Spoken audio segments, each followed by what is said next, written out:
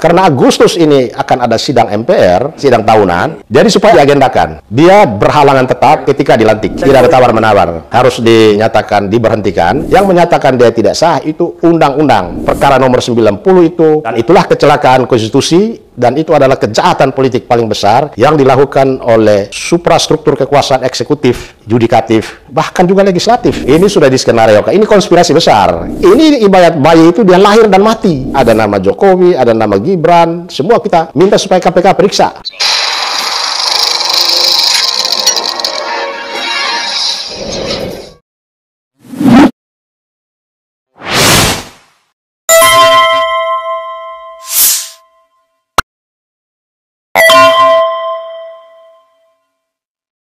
Selamat datang. Seperti biasa, hari ini kami mendatangkan narasumber yang luar biasa, gitu ya. Seorang advokat senior, koordinator Tim Pembela Demokrasi Indonesia, Bang Petrus Celestinus. Teman-teman sudah banyak kenal ya, tapi itu dalam aktivitas sebagai advokat. Bang Petrus ini pernah menjabat sebagai komisioner KPKPN. Ya. Jadi Komisi Pemeriksa Kekayaan Penyelenggara Negara. Kalau dikaitkan dengan wamen sekarang, untuk sudah tidak ada Bang Petrus. Kita 30 wamen ini semua terseret masuk penjara. Gitu. Iya. Bang Petrus, kita tidak bahas dulu soal wamen yang rekap jabatan ini ya. Nanti kita bahas di episode berikutnya gitu. Kita bahas dulu soal yang agak ngeri-ngeri sedap nih sekarang. Situasi di DPR sekarang gitu ya, sepertinya sudah mulai panas nih. Berkaitan aspirasi pemakzulan Gibran. Kenapa saya menyebut panas? Karena ada satu partai besar gitu ya, yang awalnya kita asosiasikan pembela mati-matian Gibran gitu ya, membuat pernyataan yang menarik, di mana salah satu pimpinannya menyebut bahwa surat purnawirawan TNI gitu ya, jadi para forum purnawirawan TNI yang bersurat ke DPR meminta pemakzulan Gibran itu diminta sebaiknya segera dibuka dan dibacakan di sidang paripurna. Lalu kemudian kita dengarkan katanya gitu ya, pandangan praksi-praksi. Saya menganggap ini kan sebenarnya adalah sebuah sumbu gitu ya, yang mulai dihidupkan untuk kemudian apakah bersebut kita tidak tahu ujungnya bolanya seperti apa, tapi sudah mulai pemakzulan itu. Nah, Bang Petrus ini kan di data kami ternyata lebih awal juga pernah membuat somasi ke MPR gitu ya. Ya. Sama sih nyatanya, hajatannya bahwa pemakzulan Gibran, tapi ini bypass nih.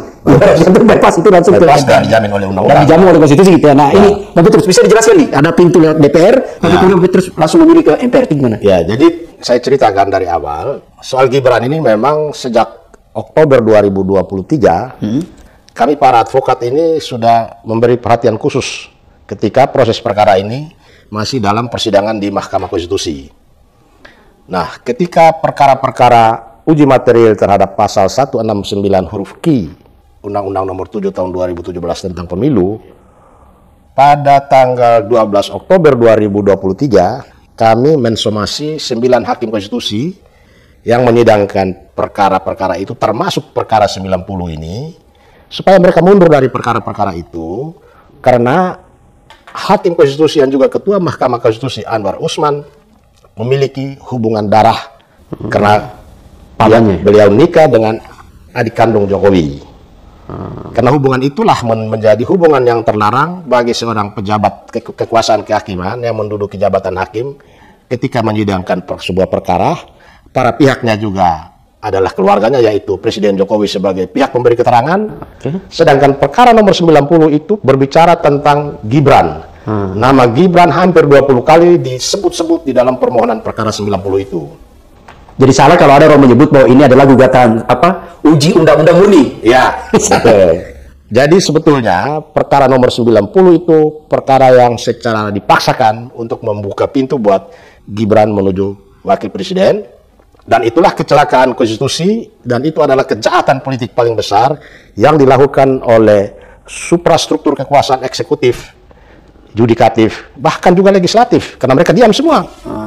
Jadi kalau seorang mau jadi presiden atau calon wakil presiden kemudian melalui modus kejahatan politik, melanggar konstitusi, menyandera kekuasaan kehakiman yang seharusnya merdeka dijamin oleh UUD 45, ini implikasi hukumnya yang bersangkutan menjadi cacat hukum. Dia menjadi berhalangan tetap untuk tidak boleh dilantik kalau dia terpilih. Nah, tapi karena setelah kita somasi itu tidak digubris oleh 9 hakim konstitusi itu, kami mencadangkan langkah lain, yaitu kita tunggu kalau sudah diputus, kita akan lapor ke Majelis Kehormatan Mahkamah Konstitusi. Dan itu kami lakukan rame-rame dengan banyak pihak. Nah, dengan diperiksanya Majelis Kehormatan Mahkamah Konstitusi terhadap 9 hakim konstitusi itu, di situ terungkap fakta bahwa terjadi perdebatan seru di internal 9 hakim konstitusi ini ketika hendak memutus perkara 90 itu.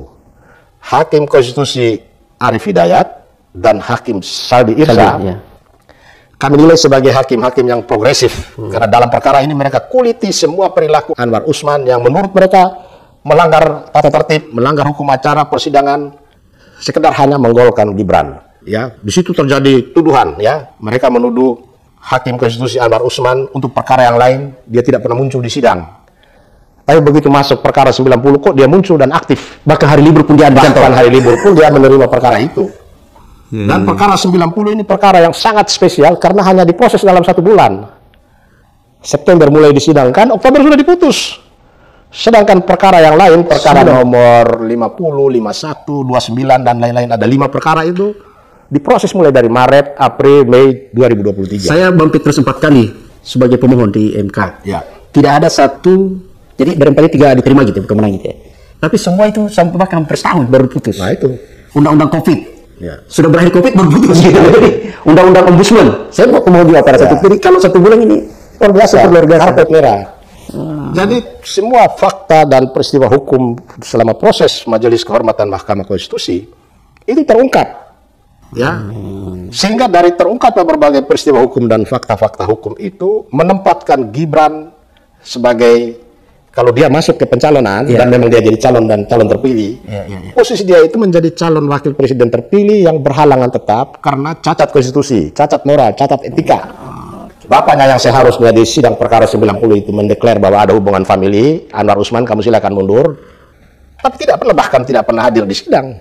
Ini yang saya katakan, ini kejahatan politik paling besar dan mencederai ketatanegaraan kita. Bukannya, sorry, di klarifikasi Bang Petrus. Bukannya di Undang-Undang Kehakiman menyebut bahwa bila mana dalam sebuah perkara ada konflik of interest hakim itu atau para pihak gitu ya, maka harusnya dan ditemukan terbukti, itu kan putusannya dianggap batal gitu loh. Bukan dianggap batal. Tidak. Undang-undang itu menyatakan apabila hakim yang berkepentingan tidak mundur dari perkara itu, maka putusan dinyatakan tidak sah. Ya, tidak sah. Jadi yang menyatakan tidak sah itu undang-undang. Tidak perlu ada proses untuk proses pengadilan lagi untuk menyatakan dia tidak sah. Yang menyatakan dia tidak sah itu undang-undang. Undang-Undang Kekuasaan Kehakiman pasal 17 ayat 6 menyatakan putusan itu tidak sah dan perkara yang bersangkutan disidangkan oleh majelis hakim yang baru. Nah, karena tidak ada majelis yang baru, putusan 90 ini dipakai terus. Dipakai. Yang sesungguhnya adalah dia tidak sah. Ya. Jadi putusan itu, ya putusan dalam kondisi hakim seperti itu, putusannya dinyatakan tidak sah, hakimnya diberi sanksi administratif dan sudah dilakukan oleh MK dengan memberhentikan Anwar Usman, dan 8 hakim lainnya diberi sanksi administratif berupa teguran. Hakim-hakimnya dipidana karena ini nepotisme. Di bulan Januari kami lapor ke KPK bahwa ada kejahatan nepotisme dalam proses perkara 90. Jadi 9 hakim konstitusi kita lapor ke KPK, ada nama Jokowi, ada nama Gibran, semua kita minta supaya KPK periksa. Karena di sana ada dugaan peristiwa pidana berupa nepotisme. Tapi perkaranya tidak jalan. Jadi yang jalan di dalam pemberian sanksi sesuai ketentuan pasal 17 ayat 5, yaitu hakim diberi sanksi administratif, tapi putusan yang dinyatakan tidak sah itu diabaikan oleh KPU, diabaikan oleh MK sendiri, diabaikan oleh MPR. Padahal putusan MK itu sekalipun dia bersifat final dan mengikat, tetapi putusan hakim itu juga hanya ada 2 alasan yang membuat putusan hakim itu batal dan tidak sah. Yaitu pertama, putusan itu seandainya pada waktu dibacakan tidak dinyatakan dibuka untuk umum. Kalau tidak dinyatakan itu, putusan itu tidak sah dan batal. Satu lagi, putusan hakim itu tidak sah apabila hakimnya berkepentingan tetapi tetap menyidangkan perkara itu. Sesuai Undang-Undang Kehakiman ya, seperti ini, perkara 90 ini. Jadi jangan semua orang berpikir bahwa dengan sudah diputuskan oleh MK itu lalu putusannya menjadi sesuatu yang kekal, tidak bisa dinyatakan batal. Ini ibarat bayi itu dia lahir dan mati. Ya. Gitu. Dia lahir tapi mati. Ini yang kita dikecoh atau dibodoh-bodohi oleh orang-orang pintar. Publik ini kan terjebak bahwa putusan Mahkamah Konstitusi itu final, binding, selesai. Dia berlaku. Padahal dia tidak ada syarat batal. Di dalam Undang-Undang Mahkamah Konstitusi juga mengatur tentang syarat batal apabila tidak dinyatakan sidang dibuka dan terbuka untuk umum. Sedangkan di Undang-Undang Kekuasaan Kehakiman, apabila hakim-hakimnya berkepentingan dan tetap menyidangkan, putusan itu dinyatakan tidak sah. Bang Petrus, apakah itu bisa disebut bahwa ini ada sebuah kejahatan yang terkoordinasi? Oh iya. Ada di situ KPU. Kejahatan politik Dan Saya tidak yakin bahwa mereka tidak paham undang-undang kehakiman ini. mereka tahu. Ini sudah diskenariokan. Ini konspirasi besar. Karena kan undang-undang pada saat dibacakan ini kan dianggap publik tahu kan gitu. Ya, ini konspirasi besar, kecelakaan konstitusi yang paling mutakhir. Karena membuat kok lolos-lolos terus. Ya. Hakimnya disanksi, komisioner KPU juga disanksi karena meloloskan pendaftaran itu. Ya. Pada waktu pendaftaran itu Gibran masih umur 35. Sesuai ketentuan peraturan KPU harus 40. Ya. Waktu itu kan belum diubah. Karena itu Dewan Kehormatan DKPP memberi sanksi kepada komisioner KPU semuanya. Jadi semua diberi sanksi. Kok dia lolos-lolos saja? Oke, saya ingat. Inilah kejahatan konspirasi ya yang sangat memalukan buat bangsa yang besar ini. Jadi kalau kita diamkan ini jalan terus, ini cacat konstitusi yang kita wariskan sesuatu yang buruk. Karena ini berjalan terus, tanggal 10 Oktober 2024, karena kita hitung 24 April 2024 ditetapkan sebagai calon presiden dan calon wakil presiden sah terpilih. Ya. Ke 20 Oktober itu waktu 6 bulan. Sementara untuk menguji keabsahan calon presiden dan wakil presiden ini hanya di MK dan juga selama proses pemilu di Bawaslu. Ya. Kedua lembaga ini punya kewenangan yang sangat terbatas, sehingga pembentuk undang-undang mempersiapkan suatu mekanisme yang disebut aspirasi rakyat. Dari 24 April 2024 ke 20 Oktober 2024, waktu 6 bulan ini adalah waktu untuk aspirasi masyarakat. Peran kedaulatan rakyat untuk menentukan apakah layak atau tidak layak Memenuhi syarat atau tidak gitu. seorang calon presiden terpilih dan calon wakil presiden terpilih bisa dilantik atau tidak. Dan itu diatur di dalam pasal 427 Undang-Undang Pemilu. Di situ dikatakan di ayat 1, MPR melantik calon presiden dan calon wakil presiden terpilih. Dalam hal calon wakil presiden terpilih berhalangan tetap, MPR melantik presiden terpilih. Dalam hal calon presiden terpilih berhalangan tetap, maka MPR melantik calon wakil presiden terpilih menjadi presiden. Itu artinya seorang calon presiden terpilih atau seorang calon wakil presiden terpilih bisa tidak dilantik pada saat itu. Bisa salah satunya? Ya, asal dia berhalangan tetap. Menurut kami Gibran berhalangan tetap. Karena pelanggaran terhadap konstitusi, pelanggaran terhadap undang-undang. Secara undang-undang dia tidak sah. Dia tidak sah. Jadi kita terlalu memaksakan. Proses menuju Gibran wakil presiden itu sangat luar biasa. Tapi kan ada pernyataan juga di publik ini, Petrus, bahwa selain diuji soal syarat, itu kan kemudian ada juga uji di MK waktu sengketa hasil. Itu ngomongnya gimana itu? Hasil pemilu. Jadi sengketa hasil pemilu itu kan soal selisih suara toh. Bukan administrasi. Bukan administrasi. Bukan syarat, ya. Padahal menurut saya juga 9 hakim konstitusi itu atau 8 hakim konstitusi ketika menyidangkan sengketa Pilpres, mereka dalam keadaan tidak bebas.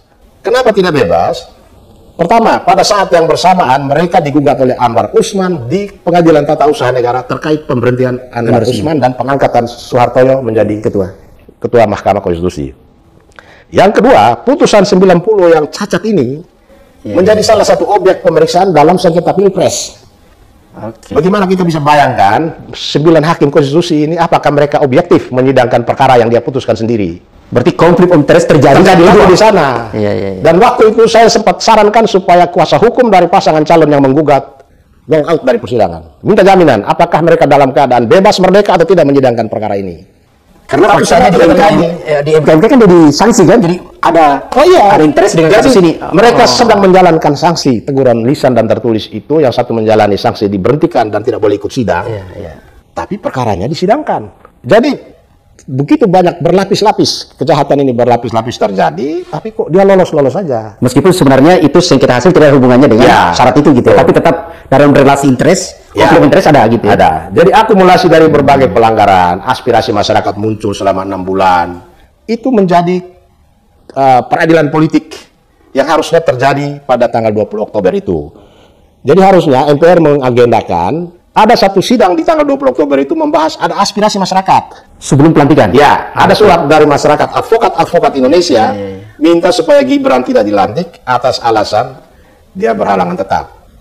Ini saya ingat pada waktu sidang MPR tahun, saya sudah lupa ya, 99 atau 98. Pada waktu itu kami dari tim pembela demokrasi Indonesia yang membela Ibu Megawati, kami membawa pencalonan Ibu Megawati, kami bawa ke MPR supaya fraksi-fraksi MPR di MPR sana pada sidang MPR juga mencalonkan Ibu Megawati sebagai calon presiden.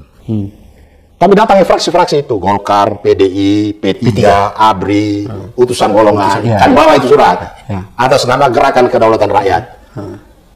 Semua fraksi menolak kecuali P3. Pak Yusuf Shakir terima. Oh iya.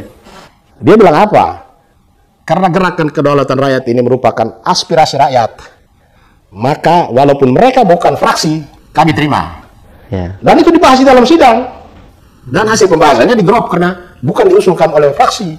Karena mekanisme pencalonannya harus dari fraksi. Harus dari fraksi. Tapi dibahas gitu. Dibahas. Jadi sebetulnya MPR di era Orde Baru itu memang negarawan semua. Bukan MPR seperti sekarang pragmatisme. Jadi harusnya apa yang kita lakukan 10 Oktober itu dibahas di tanggal 20. Tapi kita maklumi, tidak dibahas mungkin pertimbangan politik, soal stabilitas politik dan lain-lain. Masih ada esok. Nah, karena Agustus ini akan ada sidang MPR, Sidang tahunan nih. sidang tahunan. Iya. Senin depan ini kami akan mengusulkan lagi setelah kami somasi Gibran masih tetap menjabat wakil presiden, dia tidak mundur. Kami akan kirim surat lagi. Yang sudah mau dikirim ke Papua katanya. Iya. Jadi supaya Agustus diagendakan dan akan gelombang masyarakat yang lain juga kita dorong supaya menyuarakan soal ini. Jadi mungkin taruh dulu di DPR ini. DPR melihat kok baru satu dari purnawirawan TNI. Jadi ini coba kita lakukan. Sorry, Bapak Petrus. Jadi argumentasinya kenapa bypass langsung ke MPR karena menggunakan tadi bahwa dia tidak sah. Dia berhalangan tetap ketika dilantik. Jadi tidak menggunakan di pasal 7A 7B. Tidak, itu pemaksulan dia tidak masuk karena ini kan bukan dia sedang menjabat dan melakukan kejahatan atau pengkhianatan terhadap negara. Ini anak sudah mati. Iya, anak haram yang mati. Dia tidak layak untuk dilantik, dia tidak memenuhi syarat untuk dilantik. Tapi tetap dilantik. Oke lah, ini kecelakaan yang bisa kita perbaiki. Berarti dia langsung ke MPR. Masuk ke MPR, tidak melalui mekanisme pasal 7 UUD 45 dan lain-lain. Tapi kita menggunakan mekanisme pasal 427 Undang-Undang Pemilu. Undang-Undang Susduk pasal 4 dan pasal 5. Ini kan menarik nih. Jadi ini kan cara yang berbeda ya. Pintu yang berbeda nih. Tujuannya sama tapi pintu yang berbeda. Ada melalui DPR, ada melalui MPR. Meskipun dukungan publik kan sebagai saya agak ini mencoba melihat ya skala publik nih. Kalau kita lihat yang awalnya yang banyak mendesak untuk pemaksulan itu kan ada mahasiswa, ada TPDI, ada purnawirawan gitu ya. Tapi yang terbaru itu kan menarik nih, meluas. Bahkan bergabung budayawan. Waktu forum purnawirawan ada hadir Bang Eros gitu kan. Ada koalisi masyarakat sipil. Kira-kira seperti apa nih? Apakah kesadaran publik mulai? Jadi kesadaran publik mulai muncul dan mereka melihat celah dan melihat alasan hukum yang kuat bahwa Gibran ini dari segi prosedur sudah cacat, kemampuan secara jasmani ya, secara rohani juga mungkin ada masalah kalau apalagi kalau kita lihat dari persoalan fuhufafa. Ini semua harusnya menjadi pertimbangan. Belum lagi persoalan seperti ketika dia proses berjalan di KPU sampai komisioner itu diberi sanksi administratif oleh DKPP demi pencalonan Gibran yang banyak korban. Betul. Jadi kalau sekarang ini purnawirawan TNI dan kami ini merasa ada sesuatu yang tidak beres di dalam kehidupan konstitusi kita, ini harus diluruskan. Masih ada waktu. Jadi bukan barisan sakit hati nih ya? Bukan barisan sakit hati. Kalau sakit ya kita ini memang dari dulu juga kita ada di posisi yang mau sakit, gitu. Jadi mekanisme ini paling sederhana, paling murah dan konstitusional. Saya itu penasarannya begini, Pak Petrus. Jadi kan ini ada dua pintu gitu ya. Dan di sisi lain ini kan sebenarnya banyak berseliweran itu kan kajian gitu ya, studi kenapa Gibran harus dimaksudkan kan itu kan banyak studi tuh dan tidak ada satupun studi yang membantah hasil studi itu. Yang ada kan di medsos itu kan ini barisan sakit hati. Pertama kita ingin menyatakan bahwa putusan Mahkamah Konstitusi itu bukan kitab suci yang tidak bisa diubah. Bahkan undang-undang membuka pintu untuk sebuah putusan hakim konstitusi tidak sah dan batal. Begitu juga undang-undang kekuasaan kehakiman yang mengikat hakim dan hakim konstitusi. Menyatakan putusan itu tidak sah apabila hakimnya berkepentingan. Berkepentingan itu karena hubungan kerja atau hubungan keluarga dan lain-lain. Kan yang ada yang tidak ada studi kan yang membantah ini kan yang ada orang selalu fokus ke pemakzulan. Itu bisa sampai 10 tahun juga mungkin kita nggak dapat. Meskipun ada pendukung dia ini kan marah-marah nih. Marah-marah ini bukan berilah katanya masa waktu untuk bekerja dan macam bahkan sampai jadi saya pikir kita harus ada pendukung itu siapa? Sylvester itu kan ini sampai waktu banget gitu ya. Itu pendukung Jokowi pasti kontra dengan kita. Meskipun ternyata dia pernah bermasalah hukum juga. Tapi sudah diproses itu. Dia sudah jalani gitu ya. Sudah. Nah, yang ini ada agak ini Bang Petrus. Ketika isu pemaksulan, saya ingin ini ya, kan kita harus menempatkan dari hukum tata negaranya nih. Wapres itu kan jabatan kan, bukan keluarga. Ya kan di situ posisinya. Tapi ada yang menarik. setiap wacana pemaksulan muncul, bukan Gibran yang klarifikasi, Pak. Wapres, bukan istana yang mengklarifikasi. Atau pemerintah yang bukan pemerintah gitu loh. Atau partai pengusungnya. Tapi ini kok Jokowi yang langsung klarifikasi. Nah, menurut saya ya pemerintah dalam posisi malu hati karena membiarkan pelanggaran ini berjalan mulus. Jokowi pada posisi mau tidak mau dia harus bicara demi mempertahankan ini. Kalau pemerintah yang berbicara mempertahankan, tentu berbanding terbalik dengan kondisi faktual di mana ada peristiwa hukum, ada fakta-fakta hukum yang menunjukkan bahwa Gibran ini berhalangan tetap.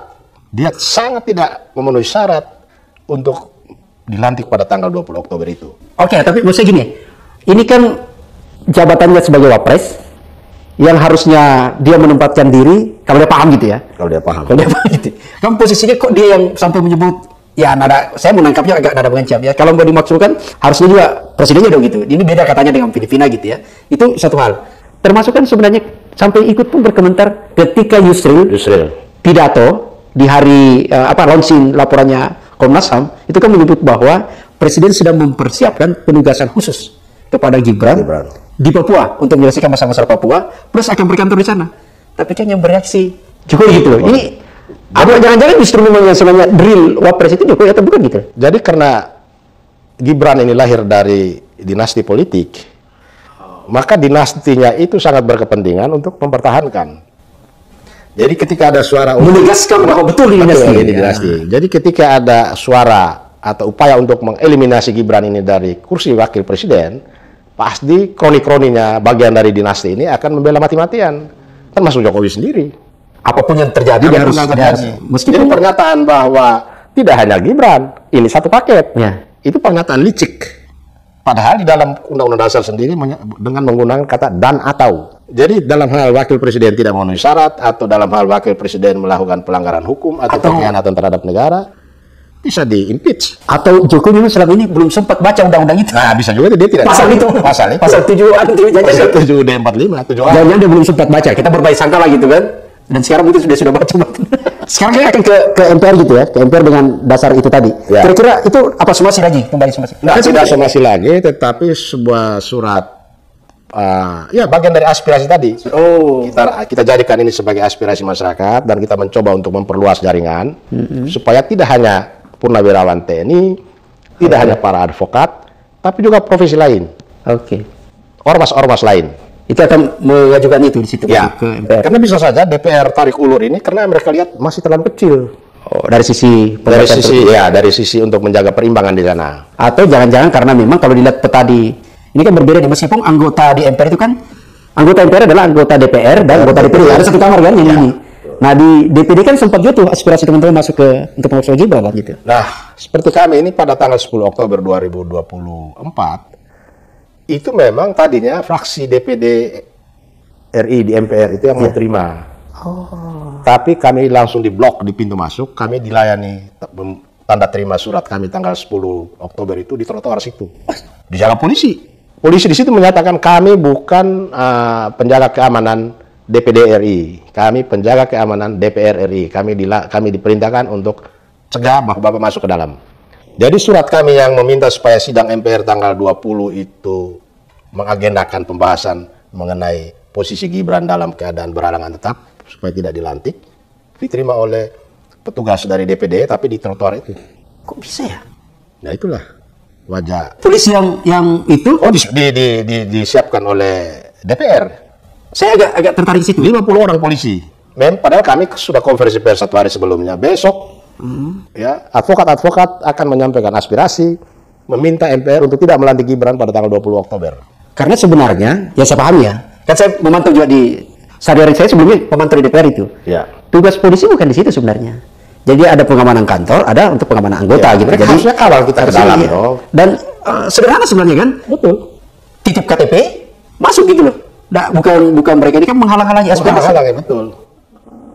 Ya sama halnya juga kemarin kami menyampaikan somasi ke Wapres Gibran. Ini trotoar lagi. Padahal katanya ada buat aplikasi lapor Wapres. Sepinya di trotoar. Untuk ada trotoar gitu. Ya, untuk ada trotoar. Padahal waktu pemilu, Bang Petrus, warga itu udah tidur. Dia begitu datang ketuk-ketuk pintu, Assalamualaikum, selamat malam, gitu kan. Bansos masuk. Bansos masuk, begitu dia berkuasa di trotoar. Iya, di trotoar. Rakyat dilayani di trotoar. Jadi, lapor wapres itu sudah tidak ada ya? Gitu. Ada tapi kosong. Kami tanya soal lapor wapres, inilah tempatnya, di pos itu. Pos itu persis di trotoar, di batas trotoar dengan pagar dalam. Mau dicek, benar ya? Ini di situ posisinya gitu ya, menjadikan situ. Nah, kalau kita hitung petah misalnya, keyakinan Bang Petrus nih, kalau kita baca petah keanggotaan di MPR itu kan ada 580 DPR, 150-an dari DPD gitu ya. Tapi kan ketika di MPR kan menjadi cair itu. Ya. Petah untuk kemudian bisa harapan Bang Petrus ini di tanggal, kan sidang umum tahunan itu kan 16 Agustus. Itu kira-kira gimana nih? Jadi atau ada proses untuk yang coba dikondisikan menuju itu? memang kita jangan melihat kepada kekuatan koalisi merah putih ya. Karena di dalam undang-undang tentang susunan dan kedudukan MPR, DPR, DPD, dan DPRD itu, khusus mengenai MPR, dia menyatakan bahwa anggota MPR punya hak untuk menentukan pilihannya sendiri dalam setiap sidang. Jadi, walaupun mungkin secara organisasi, secara kefraksian, mereka terikat dengan kebijakan partai, tapi kita berharap 1-2 orang, mungkin 3, 4, 5, mungkin punya kesadaran untuk punya hak suara sendiri. Dia punya hak untuk menentukan sendiri. Selain itu, kita juga akan mengajak teman-teman dari Purnawirawan TNI yang juga punya misi yang sama. Kita coba dialog dengan pimpinan partai yang punya wakil di DPR. Supaya ada kesadaran bersama, ada visi dan misi yang sama, melihat bahwa persoalan Gibran adalah persoalan pelanggaran terhadap konstitusi itu sendiri. Tidak hanya mencederai Mahkamah Konstitusi yang harus dijamin kemerdekaannya, tetapi dalam proses perjalanannya menuju ke pencalonan itu juga melanggar berbagai peraturan perundang-undangan. Itu semua lurus sebenarnya, tanggapi gitu ya. Ini kan kalau mau lobby ke partai-partai gitu ya, ini kan sebenarnya kesempatannya. Ada banyak agenda tuh di DPR nanti dan harus dilakukan. Itu adalah revisi terhadap undang-undang pemilu, undang-undang kepartaian gitu ya. Itu kan sebenarnya akan berjalan di situ pada posisinya. Kalau kemudian mereka melakukan revisi tanpa melakukan aksi di sini, kan kepercayaan publik menjadi soal gitu loh. Betul. Di situ yang harusnya gimana itu. Jadi memang soal di DPR itu bagaimana soal pimpinan partai. Seperti Bambang Pacul bilang, bagaimana siap. Ya, Korea-Korea ini tinggal ngikut. Makanya kita sangat berkepentingan untuk beranjang sana ke pimpinan partai politik yang punya wakil di DPR, misalnya PDIP, Golkar, PKB, PKS barangkali.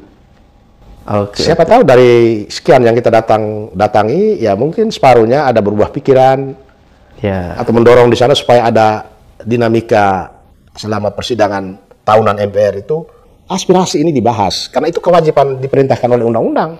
Ya, karena kan tanggung jawab partai politik sebenarnya kan apa ya? Kalau kita lihat tadi itu kan kayak koordinasi kejahatan itu kan sangat ini gitu loh. Betul. Yang harusnya ada momentum nih untuk momentum. Bisa mereka pertobatan gitu ya, mengklarifikasi untuk bagaimana supaya mereka menyatakan bahwa oke, yang kemarin itu salah, lalu kemudian kita benahi sekarang gitu. Ya, kita benahi. Itu kan yang harusnya ini gitu.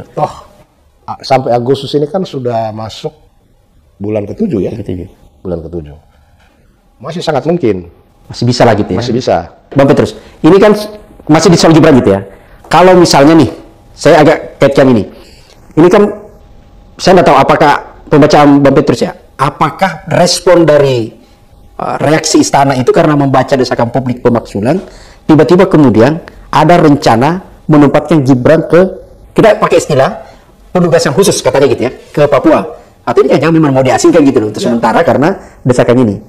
Karena kan kalau kita lihat alasannya, sebenarnya kan undang-undangnya memang undang-undang khusus, itu memang tugasnya. Wapres tidak perlu diumbor-umborkan gitu kan. Dan pada saat dilantik harusnya sudah mulai. Kenapa baru sekarang di saat bersamaan ini? Ya, kalau skenario Prabowo yang memang ini. Kalau skenario Prabowo untuk menghindari gerakan masyarakat menuntut dia mundur atau menuntut dia dimakzulkan, ya sebetulnya juga sia-sia. Dia mau ditaruh dimanapun, ya jabatan wakil presidennya kan tetap melekat. Jadi dengan cara itu tidak akan mungkin menghentikan langkah masyarakat, aspirasi masyarakat menuntut Gibran untuk diberhentikan dari jabatan wakil presiden, atau kata lain didiskualifikasi. Jadi tidak ada tidak ada tawar-menawar lagi dari tawar-menawar. Solusinya harus dinyatakan diberhentikan. Kalau dimakzulkan, harus lihat DPR dan mencari kesalahannya apa saja. Iya. Harus bersidang dulu. Kalau dibawa ke Mahkamah Konstitusi, di sana masih ada pamannya melekat di Mahkamah Konstitusi. Iya. Kan sidang di DPR, kemudian ada pansus, Pansus. kemudian diputuskan dibawa ke MK. MK dulu. MK itu 90 hari. Betul. Baru bawa lagi ke MPR 40 hari. Iya. Di MK itu masih ada paman. Ada pamannya itu ya. Dan mereka kemarin yang masih punya konflik of interest. Masih semua di situ. Tapi terus apa yang ingin ditegaskan untuk berkaitan dengan yang kita bahas ini? Ya, jadi kita berharap supaya koalisi masyarakat sipil yang begitu banyak, mari kita bersama-sama menyuarakan persoalan wakil presiden ini, supaya kerusakan ketatanegaraan kita bisa diperbaiki secara lebih dini. Kalau ini kita biarkan, kita anggap sebagai sesuatu yang biasa-biasa saja, nanti 5 tahun lagi akan terjadi lagi. Jadi dinasti politik ini akan semakin kuat, beranak pinak. Bahkan masyarakat lain sudah menyuarakan bisa saja 20 tahun lagi berjalan terus, nanti jatuhnya ke anaknya Gibran. Dan jargon sebagai negara hukum menjadi tidak bermakna. Tidak bermakna. Bahkan dia menjadi hukum Betul. hukum dengan kekuasaan gitu ya. Karena larangan mengenai dinasti politik yang berwujud seperti di dalam bahasa undang-undang itu nepotisme, itu kan dinyatakan dalam TAP MPR. Nepotisme itu dilarang. Ya. Kesepakatan yang dilakukan oleh penyelenggara negara dengan pihak lain demi menguntungkan keluarga. Itu tidak, bahkan dijadikan pidana. Kok kita biarkan, kita anggap itu sah. Jadi dinasti ini udah terjadi di mana-mana, di kabupaten, provinsi, di DPR sana, berlangsung. Di kejaksaan, banyak anak-anak, bapaknya dulu jaksa, anaknya sekarang jaksa. Saya pertegas yang terakhir nih, Bang Petrus. Melalui MPR berarti tanggal 16 Agustus itu dasarkannya adalah bersidang untuk memberhentikan. Oke. Jadi tidak melalui proses. Tidak melalui pemakzulan. Jadi MPR mengambil inisiatif karena kewenangannya. Ya, MPR kan yang melantik nih. Melantik. Berarti dan dia punya kewenangan untuk memberhentikan. Dasar pemberhentiannya adalah karena tidak sah. Karena dia berhalangan tetap. Berhalangan tetap karena prosesnya tadi. Okay. Pelanggaran mulai dari pasal 24 UUD 45 yang menjamin Mahkamah Konstitusi harus merdeka dari segala campur tangan kekuasaan. Tapi justru Ketua Mahkamah Konstitusinya adalah ipar presiden yang memimpin persidangan itu sendiri dan dibiarkan.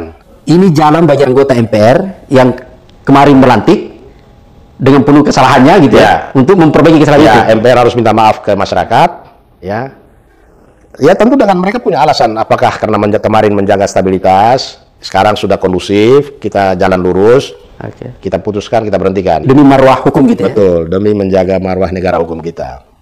Oke, makasih Bang Petrus. Netizen, ini luar biasa ya. Jadi kita mendapatkan satu pencerahan bahwa ternyata ada dua pintu yang bisa. Ada dua pintu ya. Jadi selama ini kalau dia melalui pemaksulan yang diperjuangkan teman-teman purnawirawan gitu ya, dia perjuangkan oleh para purnawirawan TNI itu melalui pemaksulan dan itu pintunya hanya lewat DPR. Nah, yang tadi yang dibawa oleh teman-teman Bang Petrus TPDI adalah itu bypass. Langsung ke MPR dengan dasarnya bahwa proses pencalonan dia Gibran itu memang tidak sah. Karena yang seharusnya terjadi tanggal 20 Oktober. Seharusnya tanggal 20 Oktober tidak dilantik. Tidak dilantik. Oke, sekali lagi terima kasih. Sampai jumpa pada edisi berikutnya.